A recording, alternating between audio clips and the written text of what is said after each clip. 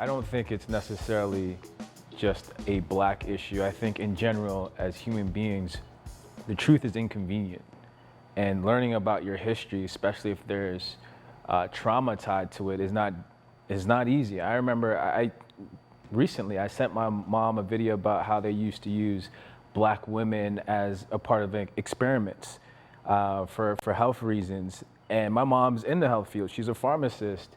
And she's like, don't send me another video like this, right? It was the truth, but even someone in her field, a pharmacist, didn't want to see, because it made her feel a type of way. So yes, it's a misconception, but we're still human beings. There's still emotions tied to that. Like the truth is hard. No, what right? I'm saying, we're saying the same thing. I'm saying she doesn't have coping skills to watch the videos.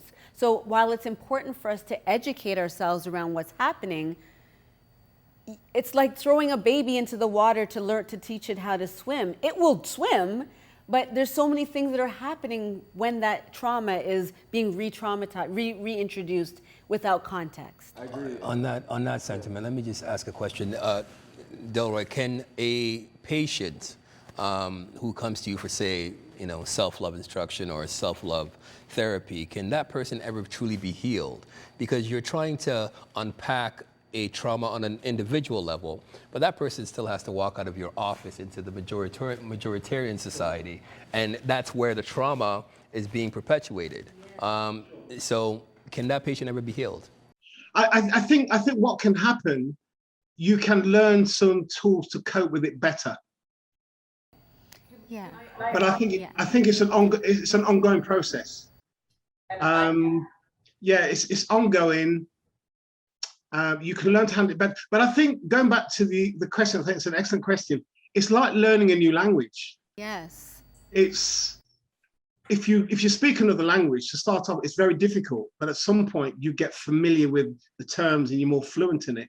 And I think dealing with painful emotions, finding the language to express it. Now, it's interesting because sometimes in my work, if people can't verbalize it, I ask them, if you can't verbalize it, could you describe it in the form of a shape? And what would that shape look like?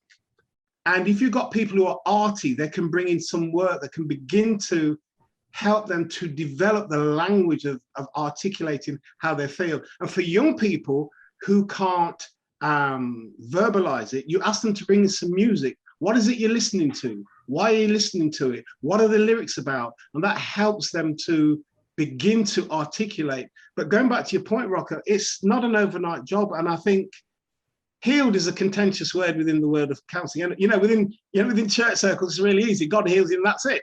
I've got issues with it anyway, but to be totally healed, I think not. But I think it's a journey. It's a journey. And I think the healing will be generational and not just the one person. I also would, just to further what you were saying, I think that we also don't know how much of the trauma we hold in our bodies, and that we have a mind. Our bodies it's its own mind. So learning how to tap into that mind is also very powerful in learning how to self-heal, because it's not often available to us outside. And I turn to Kedar for this because he does do a lot of meditation work and he took a year to learn how to heal himself. Would that be correct, Kedar? Could you speak to that journey? I took a year, maybe a year and a half, and I abstained from sexual contact. I did so much work within myself, starting with meditation, really keying in on a diet that works or that is conducive for proper healing and things of that nature. But for me, and to speak back to Dr. Elroy's point, I'm sorry, Daryl's point, I apologize. It is a journey. I mean, I've just begun to unravel, some of the many layers that I've either imposed on myself or have been imposed by systemic, racism or whatever. And it's definitely a journey. It's definitely a process, and it's one that I feel is also a lifelong process as well. I think for most of us, we're afraid of doing the work. It does take work to unravel. It does take work first to admit that you are layered. We enter relationships with we may have a dozen layers. I'm just using a number for example. The one we're trying to have a relationship with, they may have 18 layers. But if there's no work being done, if no one's taking time or from an individual standpoint to really learn themselves, to know their true likes and dislikes, to know their purpose, it kind of defeats the purpose. And we find ourselves even more miserable than we were before because we didn't take time to begin to learn ourselves. Yes, thank you. Can I just, may I just say, just the point in terms of the work? Yes. One of the points I made when I did the sermon, that as Black guys, we will spend thousands of dollars buying a new car, but we wouldn't think of spending a few $100s to somebody to help us begin to work through some of the stuff. Yeah. That's And true. the car depreciates, but we're making an investment in ourselves that would enable us to have better relationships with ourselves and with other people. And we don't do it, but we'll spend tens of thousands on a car. If I can add to that, even with the car, if we can just go to our wardrobe, what we wear, we'll spend thousands of dollars on an outfit or whatever just to present ourselves in a different way, and we're more than likely masking a lot of pain, a lot of hurt, a lot of shame, a lot of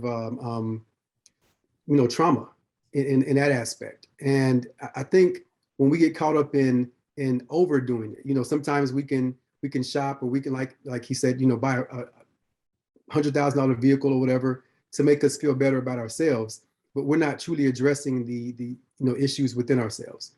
And if that's not addressed, or if they're not attended to, they just fester and can lead to a long and unhealthy life. Yes, thank you. Do you have a point you wanted to make? You know what? It's very similar in regards to what has already been so beautifully stated by Kadar and Delroy both. I think that it really is important to just bring forward that sense that it's not self-care and doing this work, as we're calling it, of coming into ourselves is really it's a marathon. It's not a race. And I think once you kind of get into the stream of knowing the tools, what'll happen is that the jog gets a little easier as you're moving along that journey. And there's a self-awareness that comes up, so that even though you may be impacted by the assaults that we all go through, and as particularly our Black men go through, your self-awareness of that allows you to recover quicker when you're in those awareness and on that journey. So I'm just celebrating that we're having this conversation and that awareness is growing. I see it in my chair. And just to piggyback off the marathon thing before you move on, I heard someone say when they were talking about marriage, they said marriage is a 50-year conversation. And so to your point about the marathon, this is a lifelong conversation, dialogue that we need to have with ourselves as Black men, women, human beings in general.